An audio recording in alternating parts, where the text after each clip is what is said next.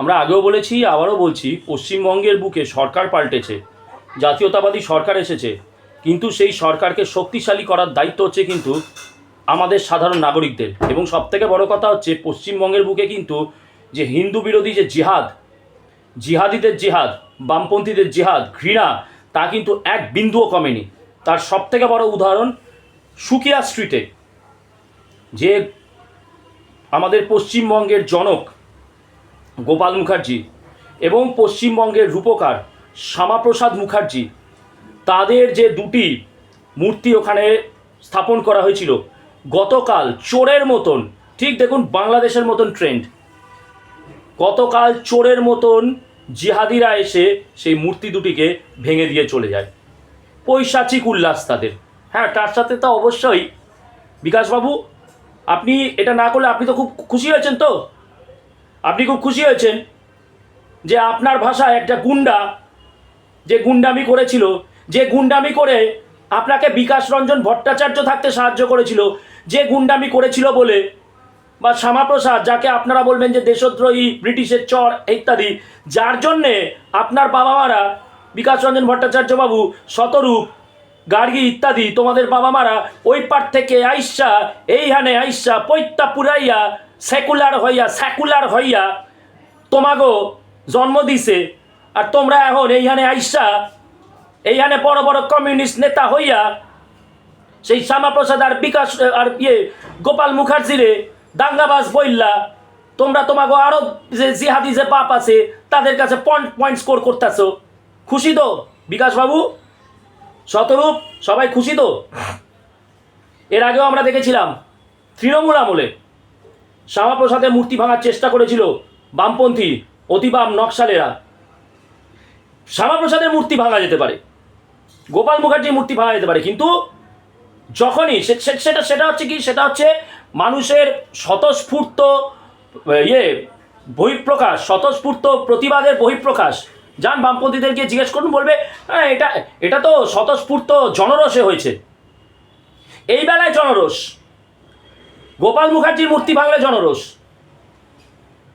শ্যামাপ্রসাদের মূর্তি ভাঙলে জনরস। এদের গা জ্বলে গেছিল যেদিনকে সুরাবর্দী লেন, সোহরাবর্দী, যে সোহরাবর্দী বীণা দাসের মতন একজন স্বাধীনতা সংগ্রামীকে ধরিয়ে দিয়েছিল, ওই ওয়াইলি জ্যাকসনকে যে হত্যা করতে গেছিল। আর সেই বীণা দাসকে নিয়ে কি আইরানি দেখুন, সেই সোহরাবর্দীর পক্ষে ব্যাট ধরেছিল হচ্ছে বিকাশ রঞ্জন ভট্টাচার্য। আর সেই বীণা দাসের জন্য আবার এসএফআই আবার ক্যালকাটা ইউনিভার্সিটির সামনে পতাকা নিয়ে ফেস্টুন নিয়ে দাঁড়িয়ে পড়ে যে বীণা দাসের পশ্চিমবাংলায় আর এস এর স্থান নেই। মানে এরা কত বড় দ্বিচারিতা, এদের বাপ তার স্ট্যান্ড ক্লিয়ার করুক।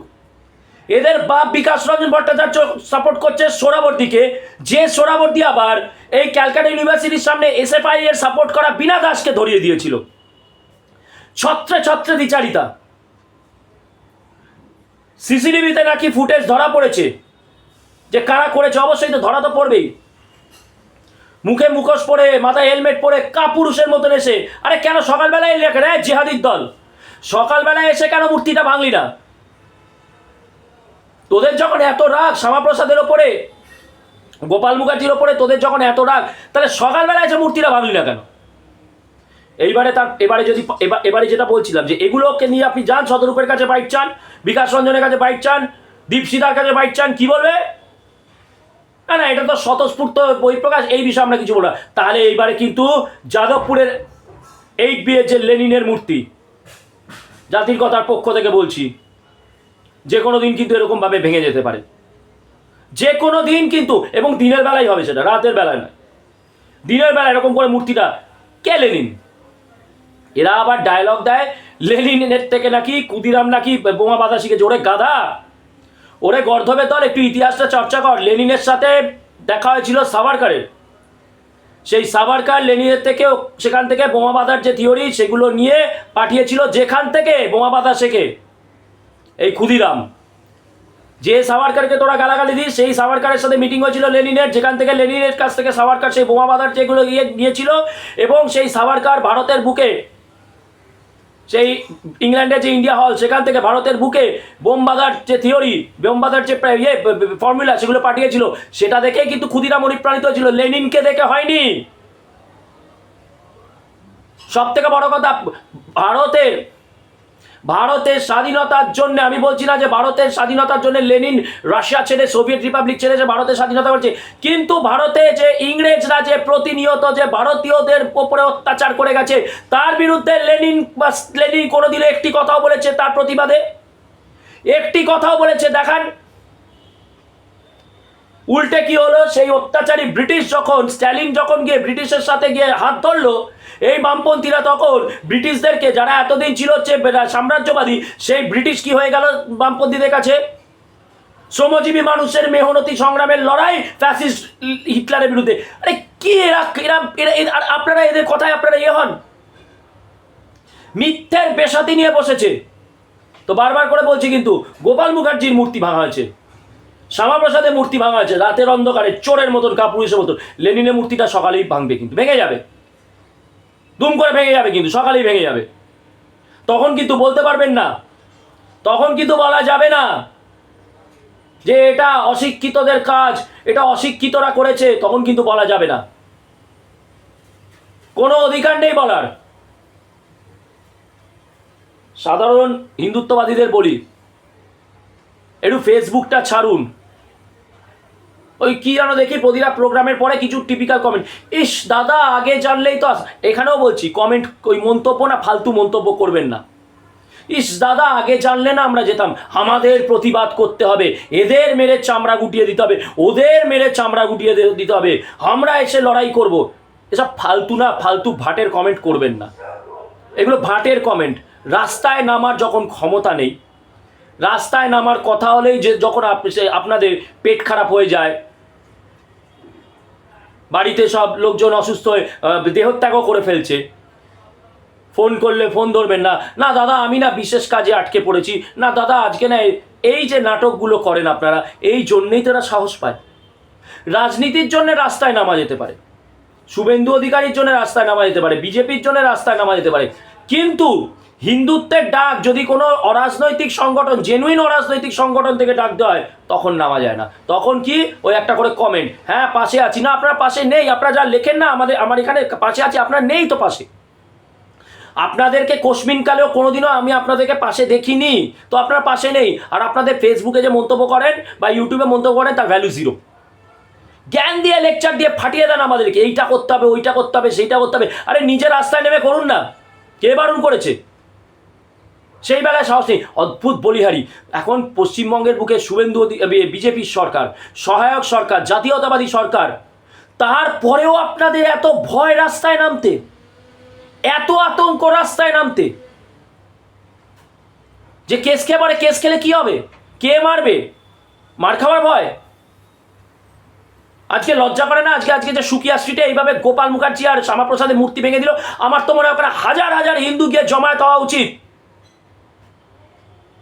বামপন্থীরা দেখুন কিভাবে লেনিনের মূর্তিটাকে, তাদের একটা মাত্র এমএলএ, তাও সে বামপন্থী এমএলএ না, সে জিহাদি এমএলএ, সে বাবরি মসজিদের সাপোর্টকারী এমএলএ, সে বামপন্থী এমএলএ নয়, তারপরেও বামপন্থীরা কিভাবে লেনিনের মূর্তিকে আগলে রেখেছে।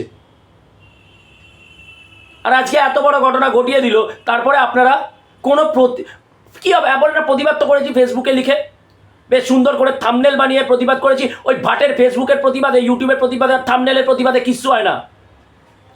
যান যেখানে হচ্ছে সেখানে গিয়ে জমায়েত হন, সেখানে গিয়ে প্রতিবাদটা করুন প্রতিবাদের মতন। আজকে কোভিড সুমনের বিরুদ্ধে পুলিশ এখনো কেন চাপ নেয় না? কারণ রাতের বেলায় আমরা 5-10টা লোক গিয়ে সেখানে কোভিড সুমনের বিরুদ্ধে থানায় গিয়ে আমরা বলি যে স্যার কোভিড সুমন বলেছে বাঙালির মাকে ধর্ষণ করব, তো আপনারা কি স্টেপ নিয়েছেন এখনো পর্যন্ত? আপনারা তলায় লিখবেন ওর চরম শাস্তি চাই। এই তো পুলিশ কোনো করবে না, কেন করবে পুলিশ?